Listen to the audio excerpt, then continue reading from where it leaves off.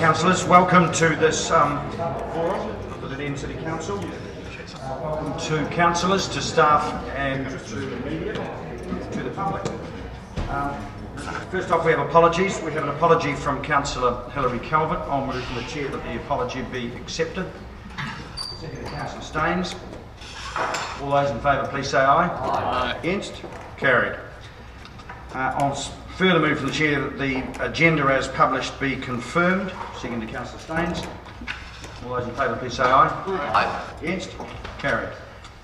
And I'll move from the chair that the minutes of the meeting of the public forum held on the 23rd of June 2014 be confirmed as a true and correct record. Second to Councillor Staines. Is there any discussion on that? Put all those in favour, please say aye. Aye. Against? Carried. So on to the submitters. Our first one up is Peter Skegg, who wishes to speak to us about the skateboarding bylaw. Mr. Skegg, please come up.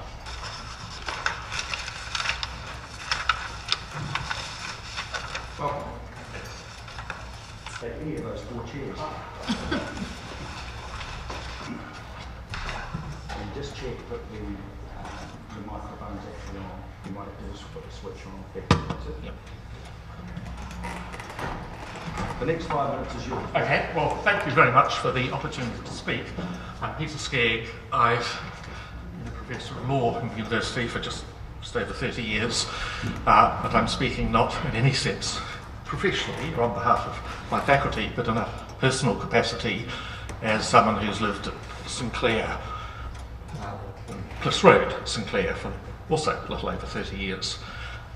The most unlikely thing, if someone had asked me a year ago, if you ever make a submission to the council, what would it be about?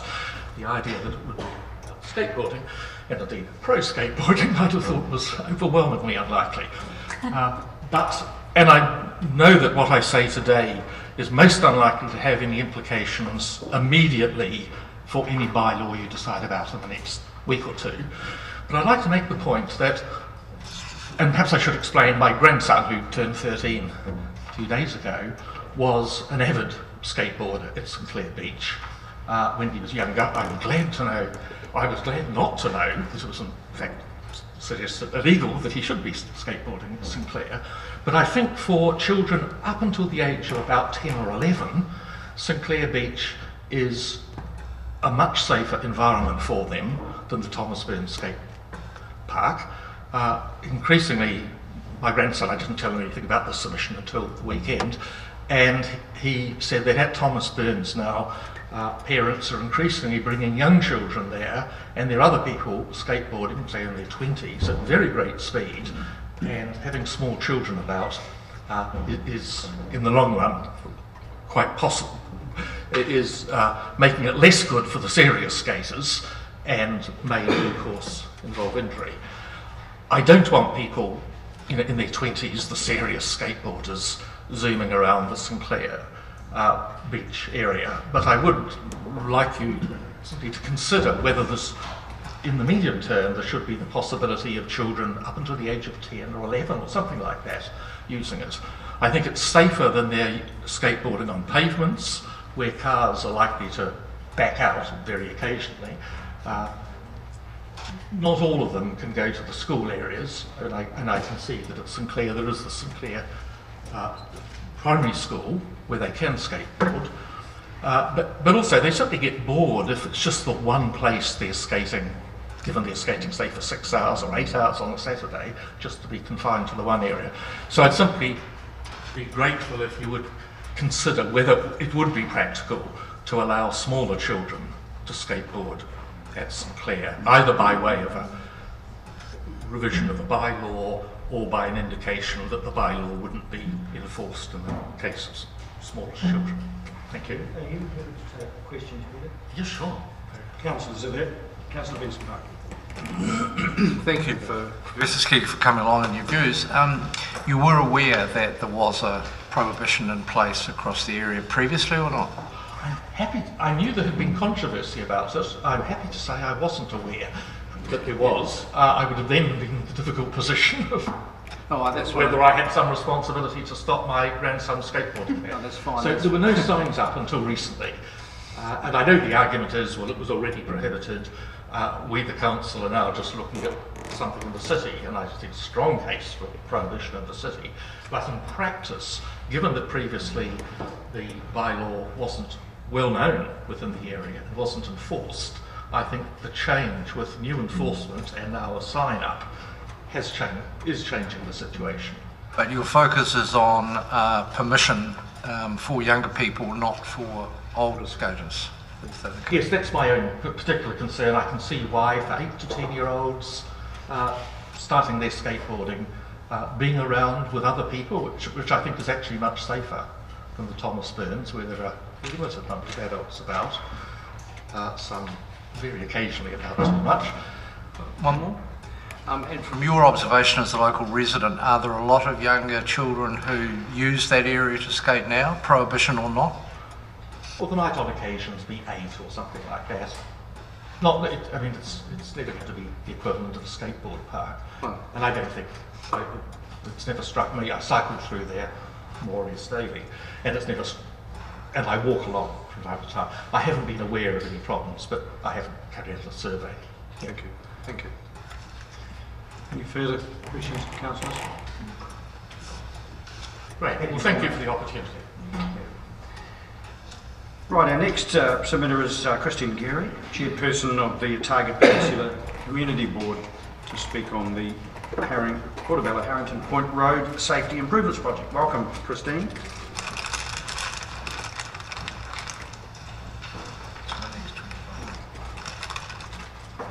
Thank you very much for the opportunity to speak to you. This is my first opportunity since the annual plan hearings as I've been away. And there's several reasons for addressing you today. First of all, to thank you for your decision that you made following the annual plan hearings, and in particular Councillor Thompson's motion. It was very well received by the board, and it was very well received by the community. I know it also put off a very difficult decision too. We just wanted to reiterate a few things. One of them is that, well, several of them are that we're confident you're clear on a number of matters, and we know that you understand the huge support with the nearly 600 submissions to this project. We also acknowledge that we've come a very long way. Even in the last year, we've got consent for the whole project now. There's confidence in our community that it will be completed. But I guess I need to acknowledge too the wariness around having to re-argue this case over and over again at the time of the annual plan every year. And I think what really did not sit well with any of us, including yourselves, was the position we found ourselves in of one community within our wider peninsula community being pitched against another. And that was very difficult for all of us. But we all had one thing in common: trying to get the timing in order as the focus for the project and for the decision making. So I'm here today just to briefly touch on the possible accelerated program. So the recent headlines in the newspaper around the budget blowout with the city cycleways did cause some concern in the peninsula community that it might mean a delay for our project. Now the board understands it doesn't, and the challenge for us all is to communicate that to the community. Sometimes people don't separate out our project, which isn't just a cycleway, it's a road safety improvement project, as you know, from the cycleways in the city. We acknowledge the real commitment that Council's shown, and with staff working actively behind the scenes, to find a way to carry out this accelerated program both financially and practically, and we know there's a lot of challenges around that, and this is in the 4 years rather than the 10.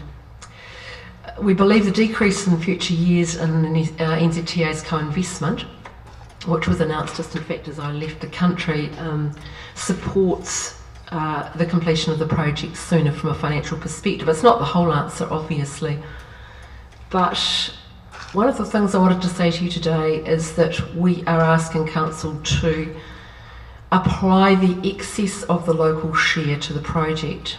And you know, of course, that staff put a 50% NZTA co-investment in the budget, as I understand it, in the long-term budget, when in fact this year it's 66% the subsidy, down over the number of years to 52%, so it's above the 50%, which means there will be some excess And we ask that you apply that to the project. We know that there will be a lot of other projects snapping at the heels of this one, but that funding will be significant. It's not the total answer, but it will be significant to apply to it. We also just want to say this is a partnership, and we want to work with you to find a way through this. We ask to be kept informed of the milestones towards your decision making. We don't want to read it in the paper, we do want to be kept informed, and we look forward to the staff attending our next board meeting in September. So I guess the message from the board and community is please keep the focus on this, and we thank you for your progress to date on that, and we look forward to the decision making later in the year. Thank you. Questions, councillors? No questions? Thank you very much. Now, Jessica Gordon and Carrie Clifford, who were recipients of a council scholarship and have kindly come back to report on that. Welcome.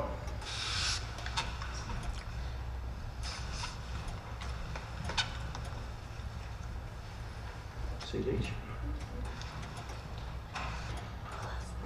And you have 10 minutes between you, so you can split that up the way you want.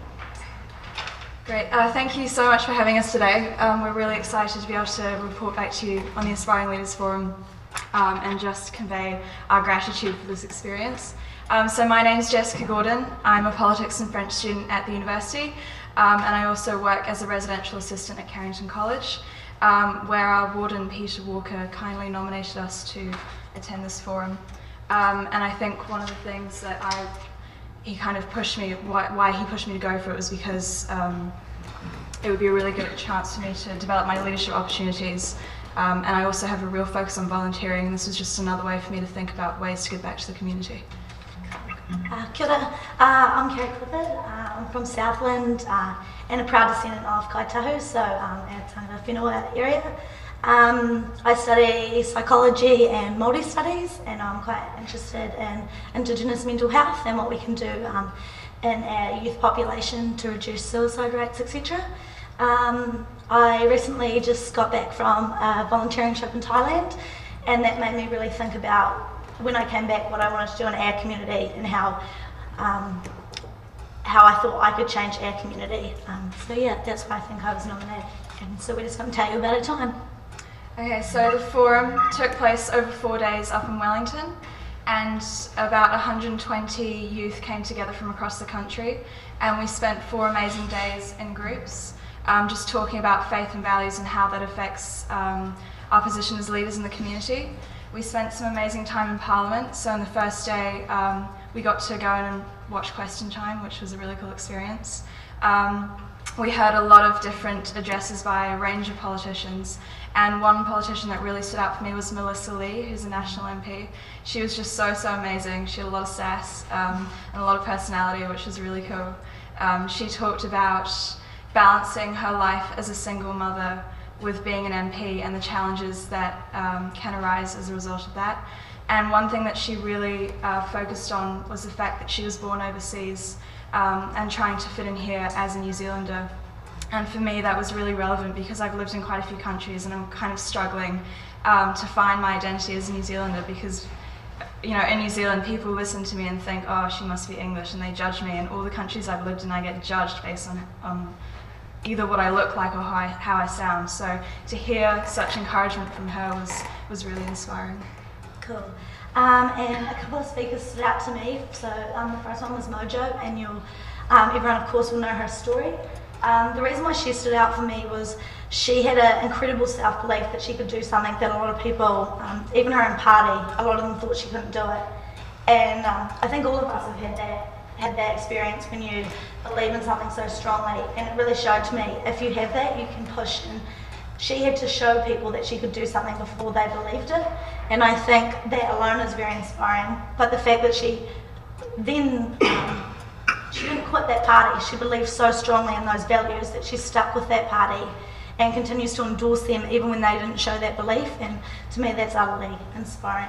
Another speaker was Pooja Williams, and she was involved in a lot of mental health So she stuck out to me, and the reason why I really enjoyed her was she like sat down with us and really got to know us, and she said to me, where do you want to be in 20 years? And she took a really interest in us as youth. It wasn't about her and what she had done, and she really challenged us and pushed us and said, you can do anything you want. And it was quite amazing that she would take that time in the position that she has. So we spent most of our time in our small groups, and so there were 16 small groups, and each had about 10 people, including 2 or 3 facilitators. And so we became so close to those people. We spent pretty much the whole day with them. We ate with them. Up until 2 in the morning we were just chatting with them, and it's amazing the stories that you hear from people across the country. I guess for us, we're surrounded by uni students. That's the youth that we associate with most of the time. So to hear people from different parts of the country, not just studying but doing incredible things already, was amazing. And the stuff that we shared with them, considering we'd only met them a few hours ago, was quite incredible. So that was a really amazing experience. So to build on what Jess is saying, comes to the highlight of my trip, and that was actually the poetry night. So we had 2 speakers come in and share spoken word poetry with us, and so that was contrast to the rest of the time, which was all about the future and what we wanted to do, and they actually challenged us to sit and look at our past. And for me that was a really powerful experience, because I think often as leaders or people that want to make change, we're constantly thinking of the future, and we often don't look back and look at where we've been, how that's shaped us as people. And, all of us have had challenges in our upbringing, and to turn around and look back and to reflect on that and to share that with a group of people, stuff about ourselves which we don't often share, is really powerful, and to realise that's okay, that's shaped our heads and our hearts and what we want to do, was an experience that I didn't realise I needed until I had it, and has definitely shaped me as a person. So I think for a lot of people that was a highlight of our trip, because we're in this amazing time at uni, making decisions about what we want to do, and we're surrounded by all these new people that haven't known us growing up, so it's really important to actually know yourself, and so you're making your decisions about your future with yourself in mind, and that was really, really powerful. Yeah, I also really enjoyed poetry night. It was after 2 days of speaking with politicians. It was all quite head focus as opposed to heart focus. To then have this night where not a single person in the room wasn't crying was such an incredible experience, and just to share those feelings with each other. I guess for me what really stood out was our community service afternoon. So we spent a few hours in Stokes Valley in Wellington, on a street which is quite a low socioeconomic area. So my group was told, you'll be going to a house where a man lives, he's on home detention for cannabis dealing, and I got a bit scared. He wasn't able to take us in, so we went somewhere else to this lady who was a single mum with her teenage boy, and the teenage boy just did not care at all. He really didn't want to have anything to do with us, but as the afternoon progressed, he came out of his room and started talking to us, and we struck up a really good bond with him. So I was inside cleaning the house, and some of the group was outside doing the garden, and just to have a connection with a total stranger who was so grateful for what we were doing was really incredible. It was a very emotional afternoon. Well, the whole trip was pretty emotional, but just to give back to the community like that was a really cool opportunity. And for my community service, we were placed with a family who just moved over from Ireland, so they were unfortunately in quite a tough financial situation, and the girls had been given the job of inside painting the house, and the mum had a newborn baby, and it became very apparent very fast. We kept on asking her, what jobs do you want us to do? And she just said, do you just want to have a coffee and talk to me? And because she felt very isolated in that community, the demographics in that community are demographics she hadn't come in contact with before, and so she just wanted to sit with us and play with the baby and to talk with females, because all she has is her husband and a baby. So that pointed and highlighted to me such small things we can do for people in our area, and that we don't even realise what they may need. So very easy thing to do, but very heartwarming. So the forum had such an incredible impact on me. It was such a positive experience. It's quite emotional talking about it, because we haven't really talked about it in ages, and it's just bringing back all these memories. But I guess it's inspired me just to keep on doing what I'm doing and to just reach high, because we're surrounded by people who are achieving such amazing goals. And to have people place faith in us and have these MPs saying to us, you can do it, was just really, really incredible. So I guess I just want to say thank you so much to the DCC and the Community Trust for sending us. Thank you to the Mayor so much, we appreciate it. Thank you to Peter for nominating us, and also to Michael for all your help. We are just so grateful. It was honestly some of the best days I've ever had. It was just incredible. And I'll just reiterate what you said. For me, it was a really challenging experience, and I found facing a lot of things in my past hard, but it's really changed the way I view the world and instilled a self-belief that I think nothing really has been done in such a way. So I would also like to thank DCC, the Community Trust, Peter for nominating us, and Michael for helping us step by step through this process, including speaking today. So thank you very much. Don't realize how much we appreciate it. Would you like to take some questions from Yeah, of course. questions, councillors? Anyone like to ask Councillor McTavish? Thank you both very much for coming along and sharing that.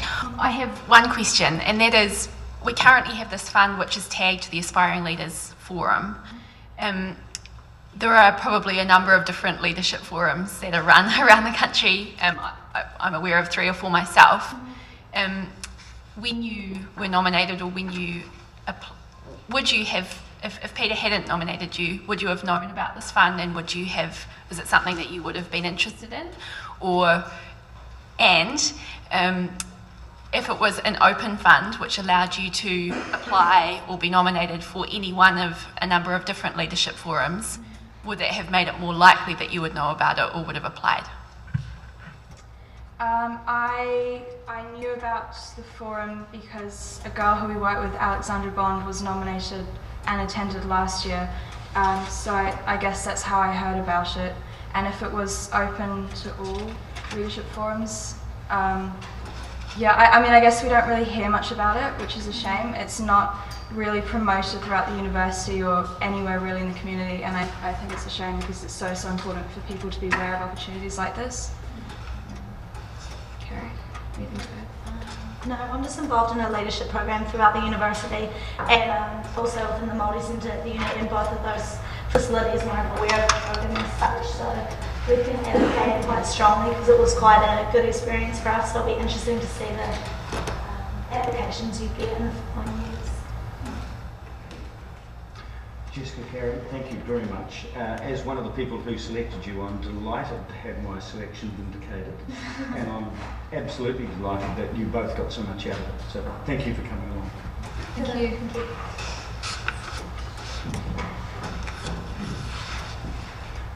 Right. Now the next group of submitters is wanting to talk about the Trans-Pacific Partnership Agreement. So we've got a number of people. And I'm not sure if you're all coming up or if you're Senate spokesperson, but please. So we've got Jen Olsen, Gail Marmont, Alan Mark, Jill Caradoc Davies and Rosemary Penny. Welcome. Yeah, I think it's been distributed already. All right, well, I've got time. I haven't got time to read them at the moment anyway. Now, do you have enough chairs? There's not a couple down here if you'd like. So, the next 10 minutes is yours to speak as you wish. Good afternoon, everyone, and thank you for hearing us today talking about the Trans-Pacific Partnership Agreement.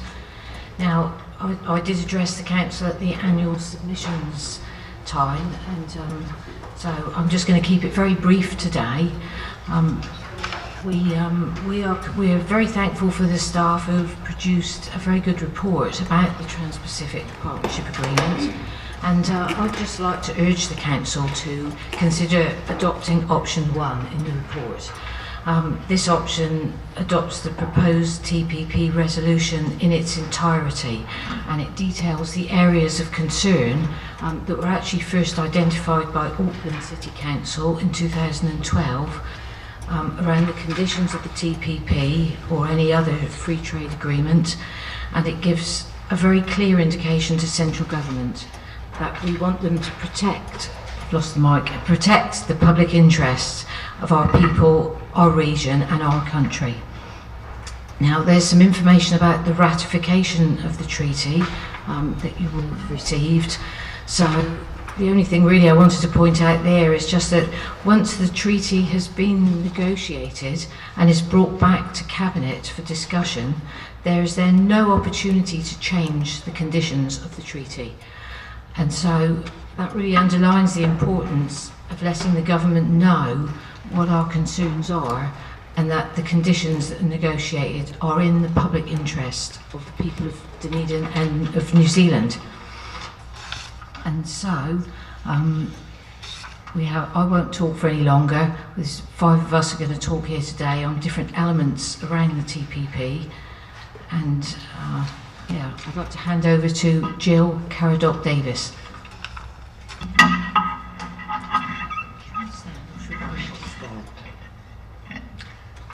Thank you very much for this opportunity of speaking to you.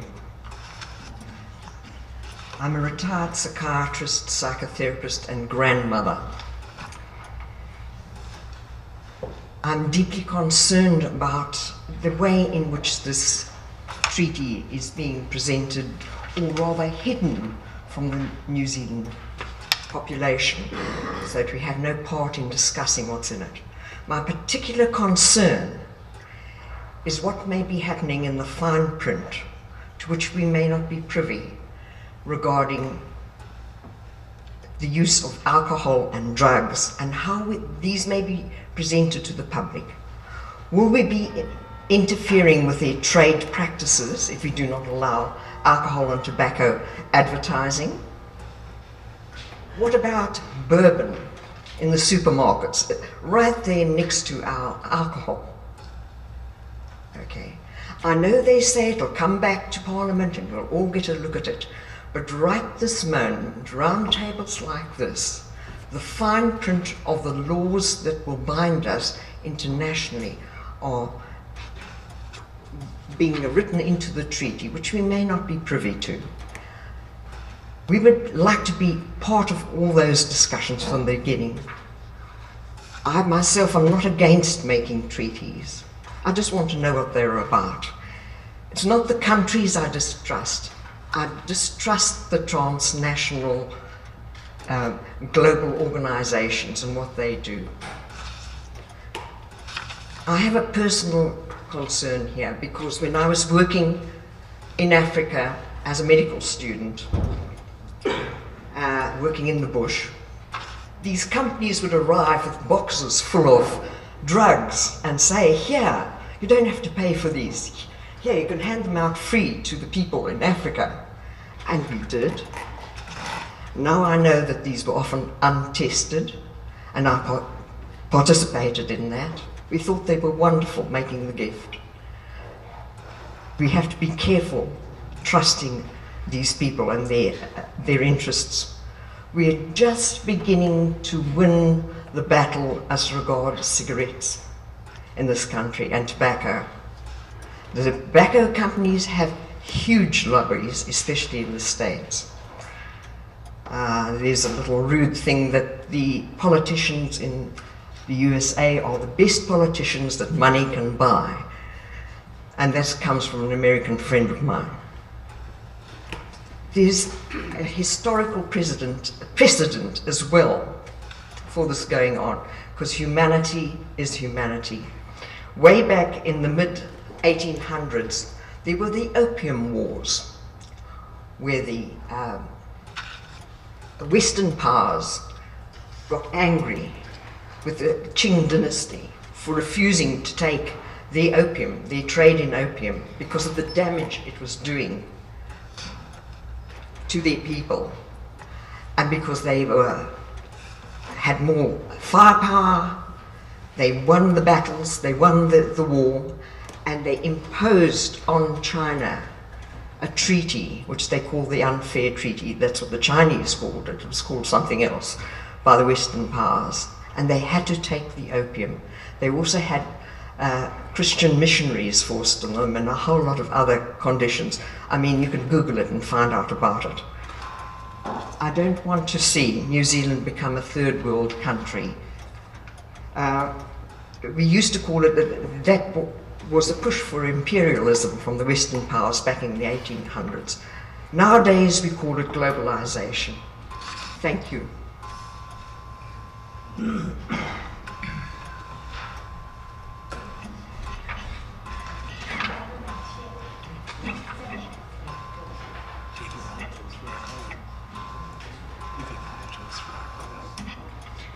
Thank you for the opportunity to speak. Oil Free Otago, which I represent, supports a clean tech future for Dunedin.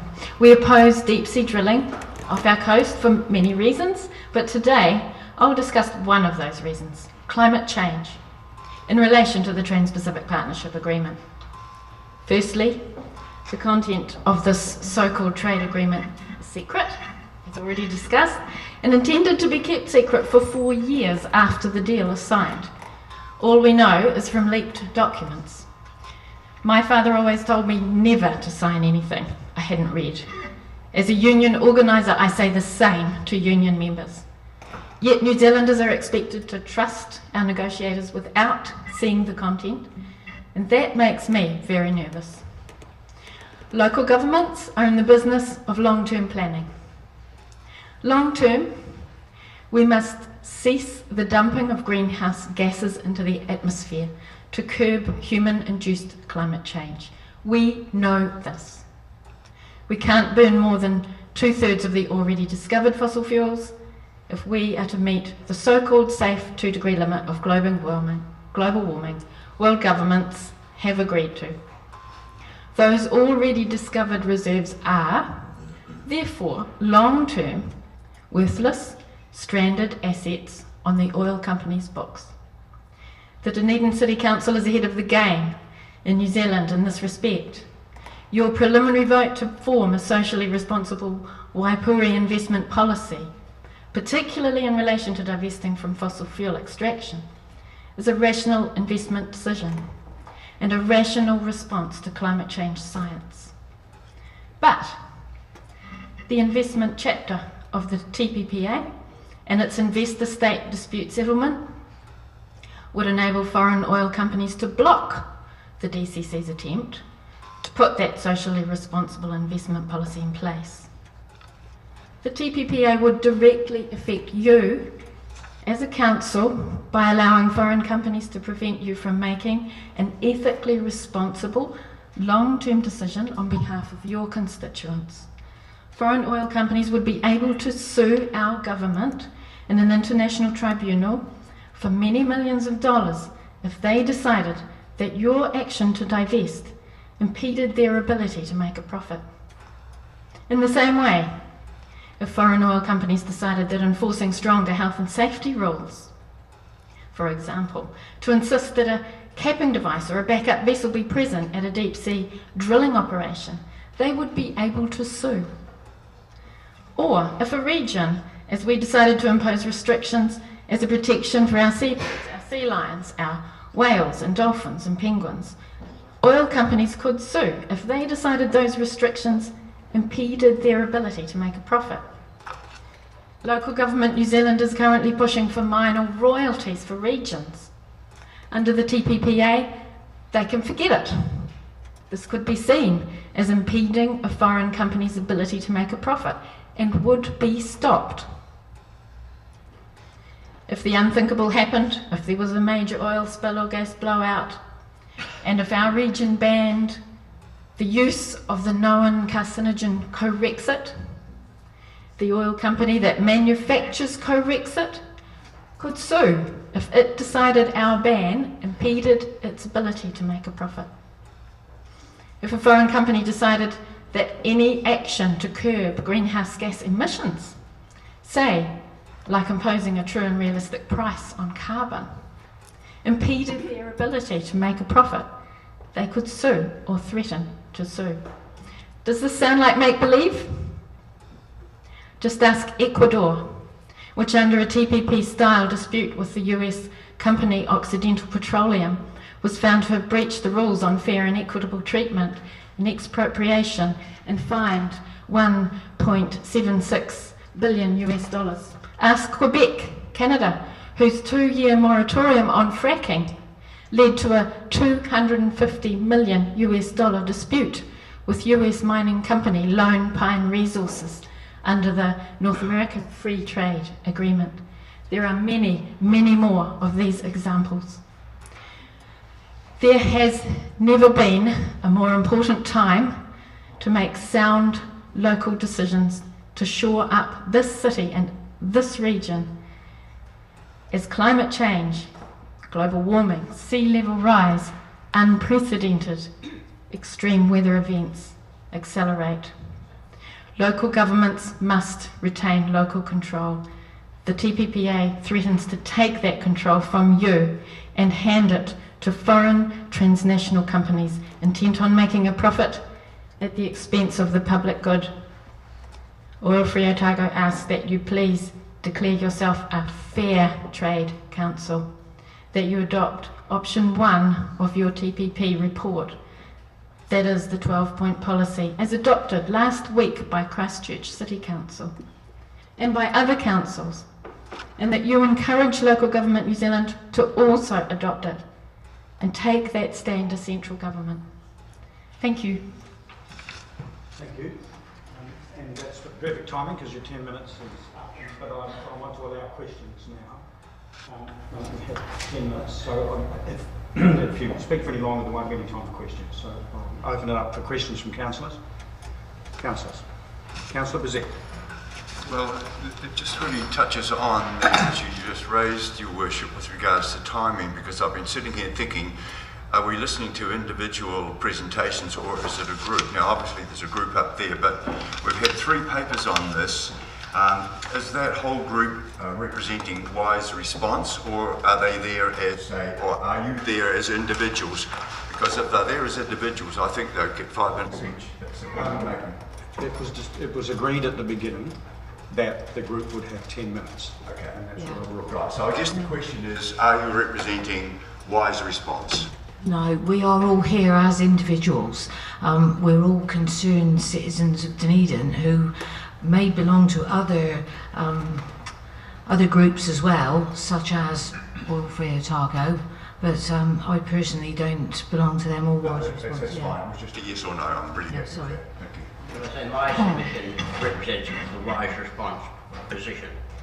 Thank you. You have a one-page submission there from that. Further questions, councillors? Well, I have a question of you, and that is, on the one hand, you're saying to us that one of the biggest problems you face here is that you don't know what is in the agreement. On the other hand, you're explicitly clear about what the outcomes would be and what foreign companies could do, and I find that odd that you can know that, but you don't actually know what's in the agreement. So can you?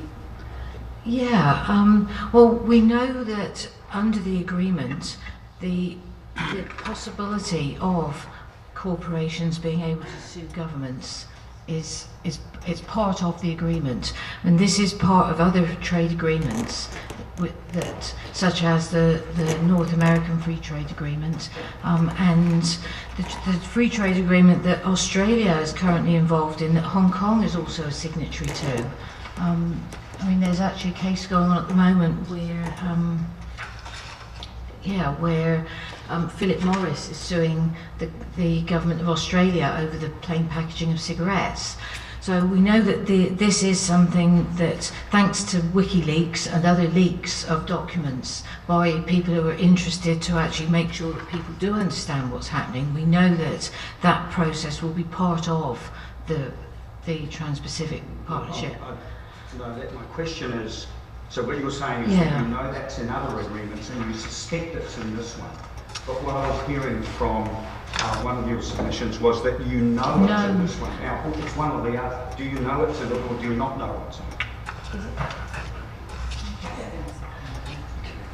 I'm certain that it is, that it has been leaked, although I can't actually cite you what it was in, that it was leaked, that definitely is a possibility under the Trans-Pacific Partnership Agreement. I mean, everything that we do know about it has been through leaked documents, but that is enough that quite a few people, and this includes, you probably know of Professor Jane Kelsey from Auckland's Institute of Technology, very concerned about the implications of this agreement.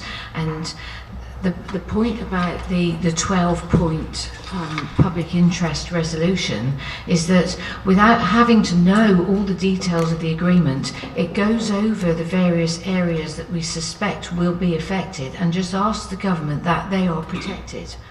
And so if they're not part of the conditions of the agreement, well, fair enough, but if they are, what we're asking is that the government will not sign an agreement that adversely affects those different areas.